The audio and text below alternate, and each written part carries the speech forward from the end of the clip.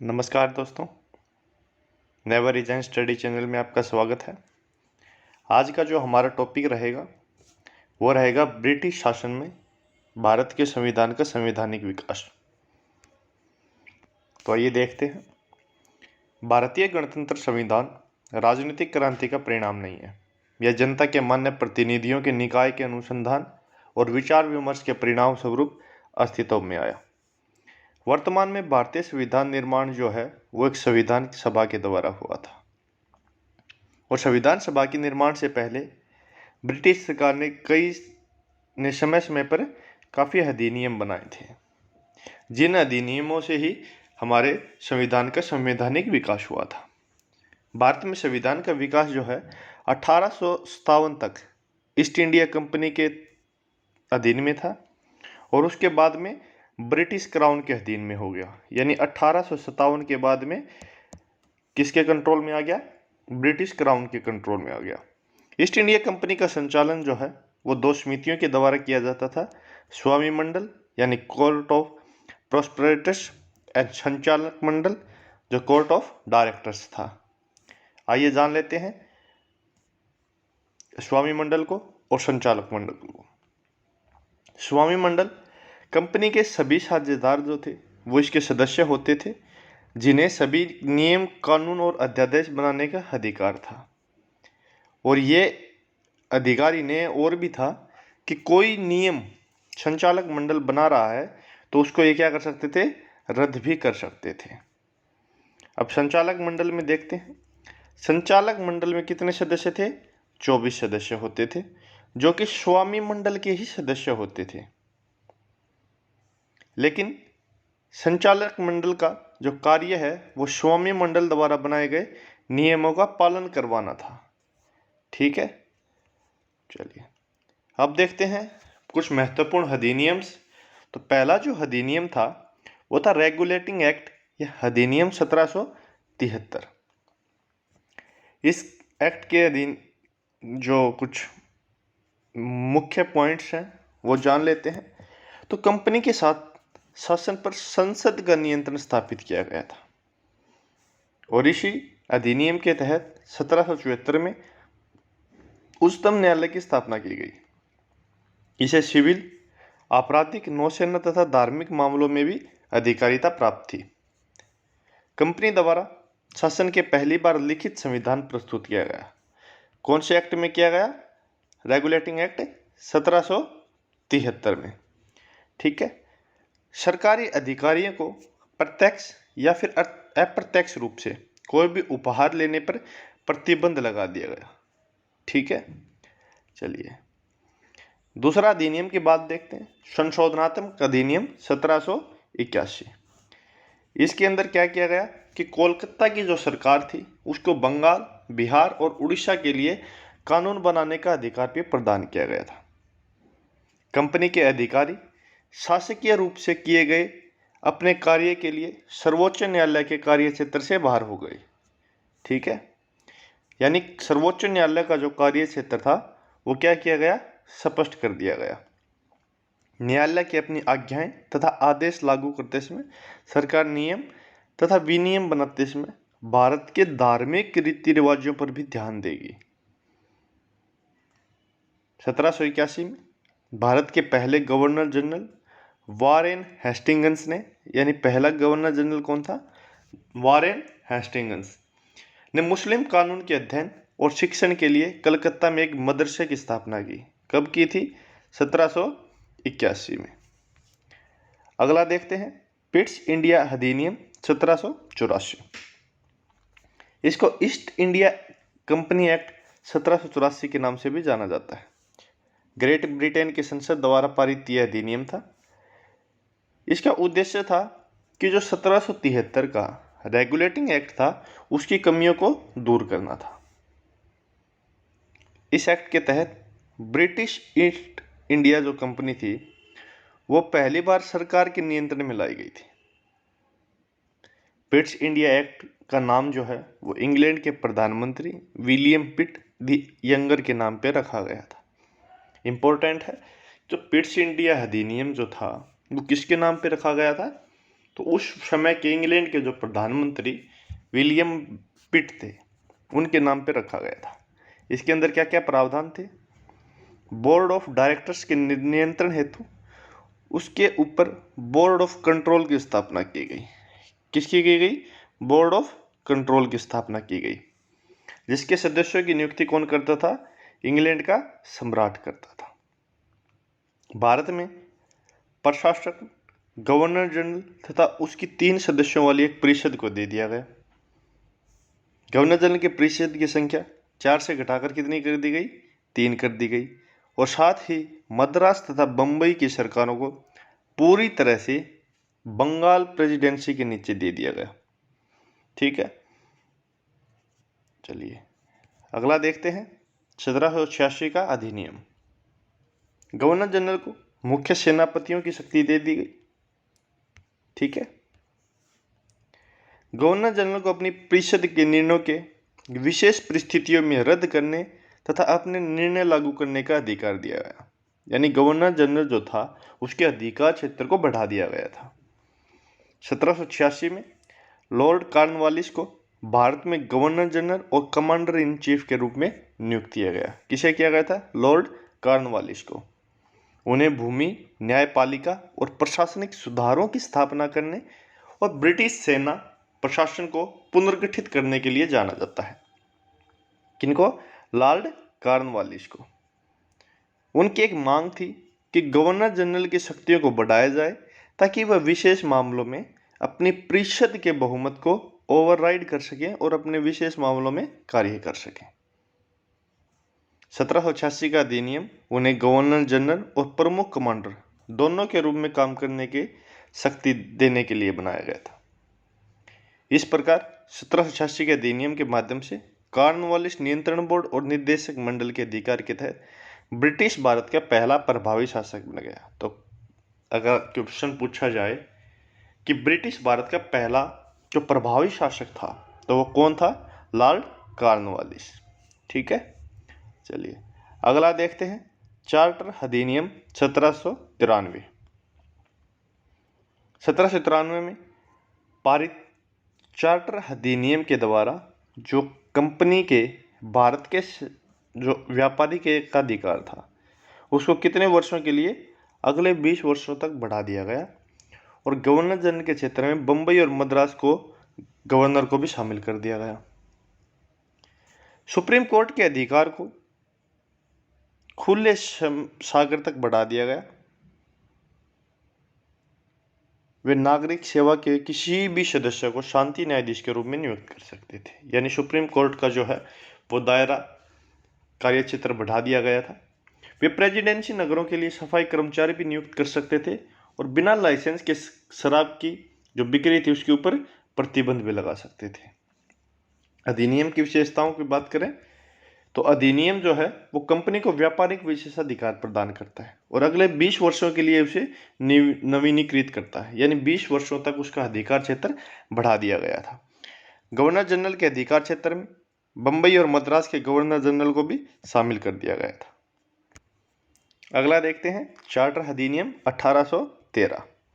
1813 के charter act द्वारा company का भारतीय व्यापार पर एकाधिकार था वो समाप्त कर दिया गया था, लेकिन चीन के व्यापार तथा चाय के व्यापार पर एकाधिकार चलता रहा। यानी चीन का जो व्यापार था, चीन जो क्षेत्र था उसके ऊपर अभी भी किसका कंट्रोल था? कंपनी का कंट्रोल था। कंपनी को अगले 20 वर्ष के लिए भारतीय प्रदेशों तथा राज्यों पर नियंत्रण का अधिकार दे दिया गया। ठीक है, भारत में अंग्रेजी साम्राज्य की संवैधानिक स्थिति जो थी वो पहली बार स्पष्ट कर दी गई और कंपनी के भागीदार को भारतीय राजस्व से 10% लाभांश देने का निश्चय किया गया। कौन से अधिनियम में किया गया? 1813 के चार्टर अधिनियम में। भारतीयों के लिए 1 लाख रुपए वार्षिक शिक्षा के सुधार, साहित्य एवं पुनरुत्थान के लिए भारतीय प्रदेशों में विज्ञान की प्रगति करने के लिए खर्च का प्रावधान किया गया। कौन से एक्ट में किया गया? चार्टर अधिनियम 1813 में। अगला देखते हैं चार्टर अधिनियम 1833। इस एक्ट से कंपनी के चीन से चाय का जो व्यापार था उसको क्या कर दिया गया? समाप्त कर दिया गया। ठीक है। भारतीय प्रदेशों तथा राज्यों पर कंपनी के अधिकारों को जो था वो 20 वर्षों के लिए और बढ़ा दिया गया, किंतु यह निश्चित किया गया कि भारतीय प्रदेशों का जो प्रशासन है वो अब ब्रिटिश सम्राट से जो है उनके नाम से किया जाएगा, तथा भारत जो है वो ब्रिटिश उपनिवेश बन गया। कौन से अधिनियम के तहत भारत जो है वो ब्रिटिश का उपनिवेश बना? 1833 का जो चार्टर अधिनियम है। इस एक्ट के बाद से बंगाल के गवर्नर जनरल को अब भारत का गवर्नर जनरल कहा जाने लगा। ठीक है। भारतीय प्रदेशों में शासन के लिए सभी सैन्य, न्यायिक और नागरिक शक्तियां इसमें शामिल थी। ब्रिटिश अधिकृत भारतीय प्रदेशों पर इसका पूर्ण नियंत्रण था। ठीक है। और लॉर्ड विलियम बेंटिंक भारत का प्रथम गवर्नर जनरल बना। कौन बना? Lord William Bentinck. Governor general की परिषद की संख्या जो कि पिट्स इंडिया एक्ट में 4 से घटाकर 3 कर दी गई थी, उसे पुनः 4 कर दिया गया। पहला कानून विशेषज्ञ कौन था? Lord Macaulay. ठीक है। मैकाले का नाम हम शिक्षा के सुधार के रूप में भी जानते हैं। भारत में शिक्षा का जनक किसको कहा जाता है? लॉर्ड मैकाले को। भारतीय कानून को संचालित, संहिताबद्ध तथा सुधारने की भावना से एक विधि आयोग की भी नियुक्ति की गई थी। कौन से आयोग की? विधि आयोग की। इस एक्ट के प्रावधानों के अनुसार सिविल सेवा के चयन प्रक्रिया को खुली प्रतियोगिता से करने का प्रावधान था। यानी इसके लिए क्या किया गया? एग्जाम कंपटीशन किया गया। ठीक है। धर्म, वंश, रंग या जन्म स्थान आदि के आधार पर किसी भारतीय को कंपनी के किसी पद से जिसके वो योग्य है वंचित नहीं रखा जाएगा। ठीक है। बाद में कोर्ट ऑफ डायरेक्टर के विरोध से इस प्रावधान को समाप्त कर दिया गया। कौन से को? धर्म, वंश, रंग या जन्म स्थान के आधार पर। भारत में दास प्रथा को समाप्त कर दिया गया। किस अधिनियम के तहत? 1833 के तहत दास प्रथा जो है उसको खत्म कर दिया गया। 1843 में दास प्रथा में लॉर्ड एलनबरो के समय में दास प्रथा उन्मूलन एक्ट लाया गया। काफी इंपॉर्टेंट है। ठीक है। अगला देखते हैं चार्टर अधिनियम 1853। मूलतः यह एक्ट जो है 1852 की सेलेक्ट कमेटी की रिपोर्ट पर आधारित था, जिसमें भारतीय ब्रिटिश सरकार में प्रांतीय प्रतिनिधित्व को शामिल करने की सिफारिश की गई थी। जान लेते हैं इसके महत्वपूर्ण बिंदु। विधायी कार्यों के लिए परिषद में 6 विशेष सदस्य जोड़कर इसका विस्तार कर दिया गया। कंपनी के लोक सेवकों की नियुक्ति के लिए खुली प्रतियोगिता परीक्षा की प्रणाली को आधार बनाकर प्रस्तुत किया गया। इस अधिनियम के द्वारा भारत में संसदीय पद्धति के आरंभ का संकेत मिलता है। किस अधिनियम के द्वारा? चार्टर अधिनियम 1853 के द्वारा पहली बार कार्यपालिका तथा विधायक शक्तियों को अलग करने का ठोस कदम उठाया गया और संपूर्ण भारत के लिए एक अलग विधान परिषद की स्थापना की गई थी। आगे चलकर इसी विधान परिषद ने एक लघु संसद का रूप धारण कर लिया। यानी मान के चलें कि भारत के अंदर संसदीय जो व्यवस्था है उसकी शुरुआत कौन से अधिनियम से थी? तो चार्टर अधिनियम 1853 से। 1854 में भारतीय सिविल सेवा हेतु मैकाले समिति का गठन किया गया था। भारत में कंपनी का भू क्षेत्र का विस्तार जो है काफी बढ़ जाने के कारण 2 नए राज्यों का भी गठन किया गया, सिंध और पंजाब को। यानी भारत इस प्रकार चार्टर एक्ट 1853 ने भारत में केंद्रीय प्रशासन की नींव रखी थी। ठीक है। चलिए अगला देखते हैं चार्टर अधिनियम 1858। 1857 के विद्रोह ने कंपनी की जटिल परिस्थितियों में प्रशासन की सीमाओं को क्या है? स्पष्ट कर दिया गया था। इसके पश्चात कंपनी ने प्रशासन का दायित्व जो है वो वापस लेने तथा ताज द्वारा भारत का प्रशासन प्रत्यक्ष रूप से संभालने की मांग और तेज हो गई। वास्तव में चार्टर एक्ट जो है वो 1857 का जो मुख्य उद्देश्य था पारित करने का, वो था भारत में स्थापित ब्रिटिश सरकार पर नियंत्रण और पर्यवेक्षण में सुधार करना था। ईस्ट इंडिया कंपनी के शासन की समाप्ति और ब्रिटिश सरकार का सीधा शासन प्रारंभ हो गया। कौन से एक्ट के द्वारा? चार्टर अधिनियम 1858 के द्वारा। गवर्नर जनरल को द वायसराय ऑफ इंडिया की पदनाम भी दिया गया। यह प्रतिवर्ष भारत नैतिक एवं आर्थिक प्रगति की रिपोर्ट संसद के समक्ष प्रस्तुत करता था। भारत में शासन तथा राजस्व से संबंधित अधिकार तथा कर्तव्य भारत के राज्य सचिव का पदनाम भी दिया गया। भारत में ब्रिटिश कैबिनेट का सदस्य होता था तथा ब्रिटिश संसद के प्रति उत्तरदायी होता था। जो भारत का जो सचिव था वो किसके प्रति उत्तरदायी था? ब्रिटिश की संसद के प्रति। किंतु उसका वेतन जो था वो भारत पर ही भारित था। उसकी सहायता के लिए 15 सदस्यों वाली एक भारतीय परिषद भी थी। ठीक है, अगला देखते हैं चार्टर परिषद अधिनियम 1861। यह ब्रिटिश संसद द्वारा 1 अगस्त 1861 को पारित किया गया था। 1857 की क्रांति के बाद ब्रिटिश सरकार ने महसूस किया कि भारत में शासन चलाने के लिए भारतीयों का सहयोग आवश्यक होता है। इस सहयोग की नीति के लिए ब्रिटिश ने जो संसद है उसने 1861 में भारत परिषद अधिनियम पारित किया गया था। इसके मुख्य बिंदु जान लेते हैं। इसके द्वारा कानून बनाने की प्रक्रिया में भारत के प्रतिनिधित्वों को शामिल किया गया। 1862 में लॉर्ड कैनिंग, कौन था 1862 में? लॉर्ड कैनिंग ने 3 भारतीय, बनारस के राजा, पटियाला के महाराजा और सर दिनकर राव को विधान परिषद में मनोनीत किया गया। यानी पहली बार जो मनोनयन का जो प्रावधान था वो किस अधिनियम में आया? चार्टर अधिनियम 1861 में। बंगाल 1862 में, उत्तर पश्चिमी सीमा प्रांत 1866 और पंजाब 1867 में विधान परिषद का गठन हुआ। वायसराय को आपातकाल में बिना काउंसिल की स्थिति के अध्यादेश जारी करने के लिए अधिकृत किया गया और ऐसे अध्यादेश की अवधि मात्र कितनी थी? 6 महीने की थी। कितने महीने की? 6 महीने की। लॉर्ड कैनिंग के द्वारा 1859 में प्रारंभ की गई पोर्टफोलियो प्रणाली को भी मान्यता दी गई थी। जान लेते हैं पोर्टफोलियो प्रणाली क्या है। इसके अंतर्गत वायसराय की परिषद का एक सदस्य एक या अधिक सरकारी विभागों का प्रभारी बनाया जा सकता था तथा उसे इस विभाग में काउंसिल की तरफ से अंतिम आदेश का पारित करने का अधिकार भी था। यानी राज्यपाल की तरह ही, जैसे एक राज्यपाल, एक ही व्यक्ति एक समय में 2 या 2 से अधिक राज्यों का राज्यपाल भी रह सकता है। तो ऐसा ही पोर्टफोलियो प्रणाली में था। चलिए अगला देखते हैं चार्टर अधिनियम 1892। इससे पहले आए अधिनियमों ने भारतीयों को कुछ हद तक सार्वजनिक सेवा, अर्थव्यवस्था आदि प्रवेश क्षेत्रों में प्रवेश मिलने लगा था। 1885 में कांग्रेस का गठन, यह भी इंपॉर्टेंट है कि कांग्रेस का गठन कब किया गया था? 1885 में। केंद्रीय और प्रांतीय सरकारों में भारतीयों की उपस्थिति की मांग जो थी वो तेजी से बढ़ने लगी थी।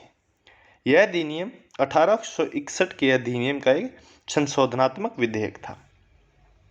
व्यवस्थापिकाओं में प्रवेश प्रतिबंधित समिति एवं अप्रत्यक्ष रूप से निर्वाचित सदस्यों का प्रावधान किया गया था और सदस्यों को व्यवस्थापिकाओं में बजट पर विचार विमर्श करने तथा प्रश्न पूछने का अधिकार दिया गया था। यानी कहें कि संसदीय व्यवस्था का शुरुआत कह सकते हैं इसको, कि जो प्रश्न पूछने का जो है बजट के ऊपर विचार विमर्श करने का वो अधिकार कौन से में दिया गया? चार्टर अधिनियम 1892 में दिया गया था। नेक्स्ट देखते हैं 1909 का अधिनियम। यह भारत के सचिव मार्ले तथा गवर्नर जनरल मिंटो के प्रयासों द्वारा शुरू किया गया था। यानी भारत का सचिव कौन था? मार्ले, तथा गवर्नर जनरल कौन था? मिंटो। यानी इसको मार्ले मिंटो सुधार के नाम से भी जाना जाता है। अगर परीक्षा में प्रश्न पूछा जाए कि 1909 का अधिनियम को किस और नाम से जाना जाता है, तो मार्लो मिंटो सुधार के नाम से भी जाना जाता है। इसी अधिनियम में केंद्रीय तथा प्रांतों की व्यवस्थापिकाओं की सदस्य संख्या बढ़ा दी गई थी। इस अधिनियम के अंतर्गत पहली बार किसी भारतीय को वायसराय और गवर्नर की कार्य परिषद के साथ एसोसिएट बनाने का प्रावधान किया गया था। ठीक है। सत्येंद्र प्रसाद सिन्हा वायसराय की कार्यपालिका परिषद के प्रथम सदस्य बने थे। कौन थे? सत्येंद्र प्रसाद सिन्हा। उन्हें क्या बनाया गया था? विधि सदस्य बनाया गया था। इस अधिनियम में प्रथम बार निर्वाचन के आधार पर मुस्लिमों के लिए सांप्रदायिक प्रतिनिधित्व का प्रावधान किया गया। कौन से अधिनियम में? 1909 में। इस अधिनियम के प्रावधानों के अनुसार मुस्लिम उम्मीदवारों के लिए केवल मुस्लिम मतदाता ही मतदान कर सकता था। मुस्लिम व्यक्तियों के लिए जो वोट डालने की जो उम्र है उसकी योग्यता भी जो है वो हिंदुओं से कम रखी गई। इसमें presidency corporation, chambers of commerce, विश्वविद्यालय और जमींदारों के लिए अलग प्रतिनिधित्व का प्रावधान भी किया गया था। यानी इसने सांप्रदायिकता को बढ़ावा भी दिया गया था। ठीक है, अगला देखते हैं 1919 का अधिनियम। ये मॉन्टेग्यू चेम्सफोर्ड सुधारों के नाम से भी जाना जाता है कि ये मॉन्टेग्यू से वो भारत के मंत्री तथा चेम्सफोर्ड गवर्नर जनरल थे। इसके तहत एक प्रस्तावना भी जोड़ी गई थी। यह एक्ट 1919 में पारित हुआ था, लेकिन इसको 1921 में लागू किया गया था महारानी विक्टोरिया के पुत्र ड्यूक ऑफ कैनोट के द्वारा। तो 1919 का अधिनियम जो है वो 1921 में लागू किया गया था। किसके द्वारा? महारानी विक्टोरिया के पुत्र ड्यूक ऑफ कैनोट के द्वारा। ब्रिटेन में भारत के उच्चायुक्त कार्यालय का गठन किया गया था एवं भारत के सचिव के कुछ कार्यों से स्थानांतरित कर दिए गए थे। केंद्रीय और प्रांतीय विधान परिषदों को अपनी अपनी सूची में कानून बनाने का पूर्ण अधिकार दे दिया गया था। नियंत्रक एवं महालेखा परीक्षक मतलब सीएजी का सुझाव भी इसी एक्ट में दिया गया था। इस अधिनियम में पहली बार देश में द्विसदनात्मक व्यवस्था और प्रत्यक्ष निर्वाचन की मांग की गई थी। किस अधिनियम में? 1919 के अधिनियम में। इस प्रकार भारत में विधान परिषद के स्थान पर द्विसदनीय व्यवस्था यानी राज्यसभा और लोकसभा का जो गठन है वो किस अधिनियम के तहत किया गया था?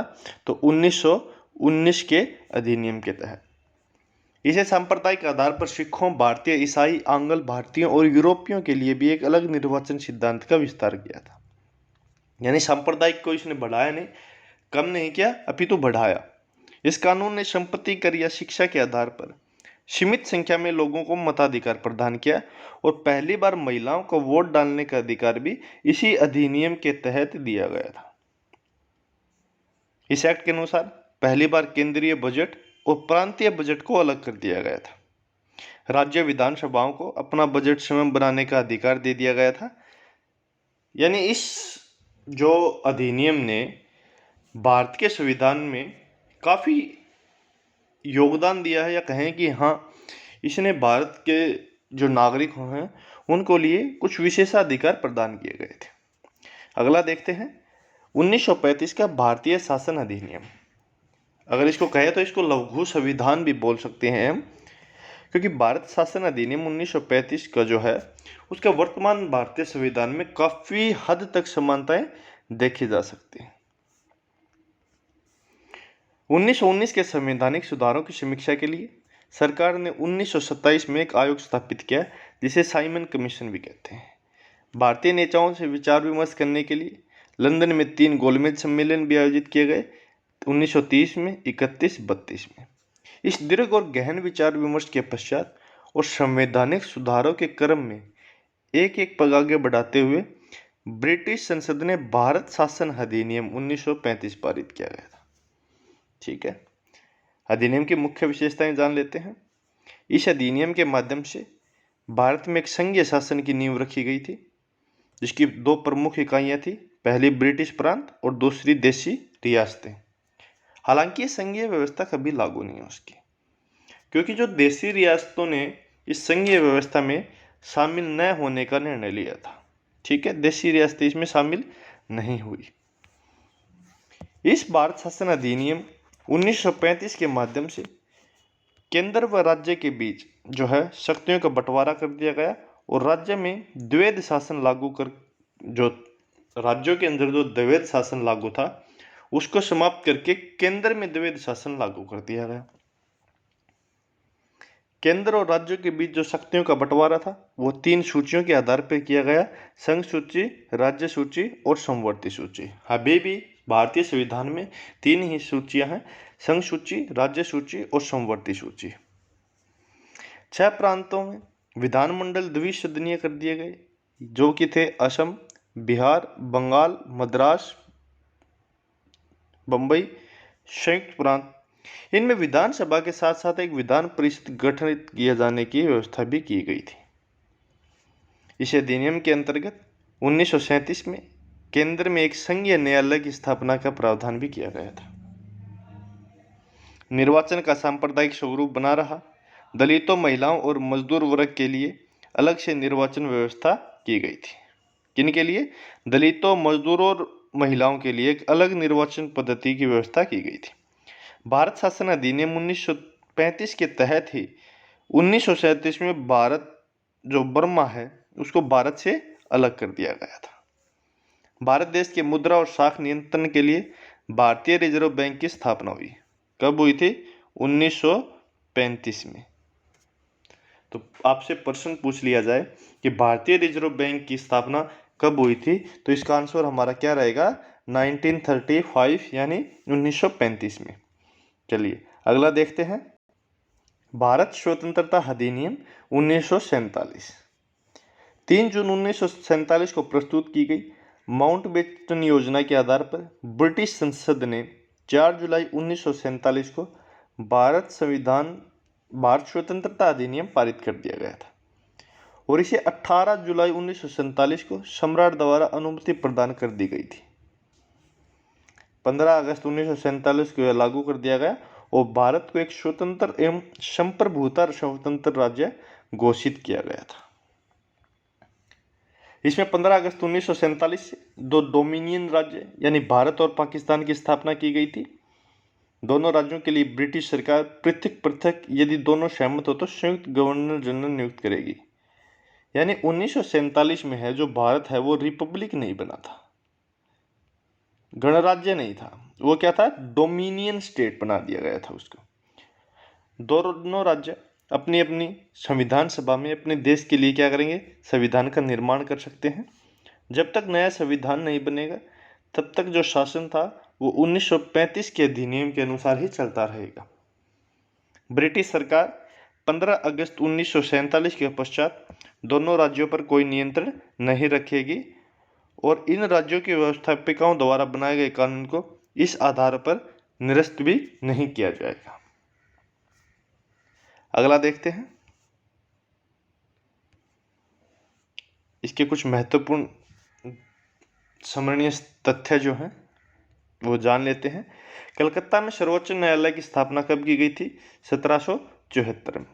1786 में गवर्नर को अपनी परिषद की राय ठुकरा देने का अधिकार दे दिया गया तथा गवर्नर जनरल द्वारा बनाए गए कानूनों को रेगुलेशन कहा जाता था तथा मेघालय गवर्नर जनरल की परिषद का प्रथम कानूनी सदस्य था। 1833 में विधि आयोग का गठन किया गया। उसे भारतीयों को सचिव तथा संहिताबद्ध करने को कहा गया। 1833 के चार्टर अधिनियम के तहत भारत के गवर्नर जनरल को बंगाल के गवर्नर जनरल को भारत का गवर्नर जनरल बना दिया गया था। ठीक है। विलियम बेंटिंग कौन था? भारत का प्रथम गवर्नर जनरल और उसे ही बंगाल का अंतिम गवर्नर जनरल होने का श्रेय भी प्राप्त है। 1858 के भारत सरकार अधिनियम के तहत गवर्नर जनरल को क्या बना दिया गया? वायसराय बोलना शुरू कर दिया गया। सत्येंद्र प्रसाद सिन्हा जो थे वो गवर्नर जनरल की कार्यकारी परिषद के लिए चुने जाने वाले प्रथम भारतीय थे और उन्हें विधि सदस्य बनाया गया था। 1919 के मॉन्टेग्यू चेम्सफोर्ड सुधारों के तहत सर्वप्रथम प्रत्यक्ष चुनाव प्रारंभ हुए और एक अलग सामुदायिक प्रतिनिधित्व की स्थापना 1909 के मार्ले मिंटो सुधारों में की गई थी। लॉर्ड मिंटो को सांप्रदायिक निर्वाचन मंडल का जनक भी माना जाता है। प्रांतों में द्वैध शासन व्यवस्था 1919 के आधार पर जो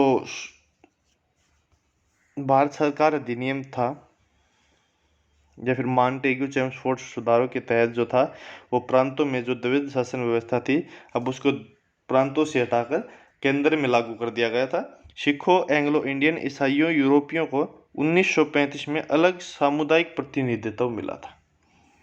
भारतीय रिजर्व बैंक की स्थापना कब हुई थी? 1935 में हुई थी। चलिए, बंगाल का प्रथम गवर्नर जनरल कौन था? रॉबर्ट क्लाइव था, जबकि अंतिम गवर्नर वारेन हेस्टिंग्स था। बंगाल का प्रथम गवर्नर जनरल वारेन हेस्टिंग्स, जबकि अंतिम governor general Lord William Bentinck था। और ये अब कौन बन गया था? भारत का गवर्नर जनरल बन गया था, जबकि अंतिम गवर्नर जनरल कौन था? लॉर्ड कैनिंग था। भारत का प्रथम वायसराय लॉर्ड कैनिंग, अंतिम वायसराय लॉर्ड माउंटबेटन था। पर स्वतंत्र भारत के प्रथम गवर्नर जनरल कौन था? लॉर्ड माउंटबेटन थे। जबकि स्वतंत्र भारत के प्रथम भारतीय गवर्नर जनरल कौन थे? श्री राजगोपालाचारी थे। 1859 के बाद से गवर्नर जनरल जो है उसको क्या कहा जाने लगा? वायसराय कहा जाने लगा। कौन कब? 1859 के बाद में। तो ये था हमारा ब्रिटिश शासन के तहत भारतीय संविधान की रूपरेखा तैयार की गई थी। अगर वीडियो अच्छी लगी हो तो चैनल को सब्सक्राइब करें, वीडियो को लाइक करें और कमेंट करके ज़रूर बताएं कि वीडियो कैसी थी और इसमें मैं क्या सुधार कर सकता हूं। हालांकि ये चैनल अभी मेरा नया है, तो सपोर्ट करें। जय हिंद, जय भारत।